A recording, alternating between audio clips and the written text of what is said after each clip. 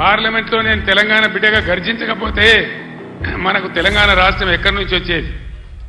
ఈ రోజు కూడా తెలంగాణ ప్రజల ఆకాంక్షలు, ఆశలు, హక్కులు నెరవేరాలంటే ఖచ్చితంగా టీఆర్ఎస్ బిడ్డలు పార్లమెంట్లో ఉంటేనే మన హక్కులు, అధికారాలు నెరవేరితే నేను మీకు మనవి చేస్తా ఉన్నా.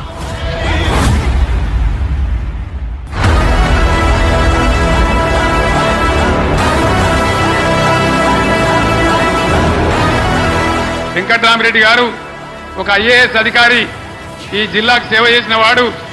ఆయనకు డబ్బులు అవసరం లేదు, సేవ చేద్దామని వచ్చినాడు. దయచేసి మెదక్ అభ్యర్థిగా వెంకట్రామరెడ్డి గారి కారు గుర్తు కొట్టేసి గెలిపించండి.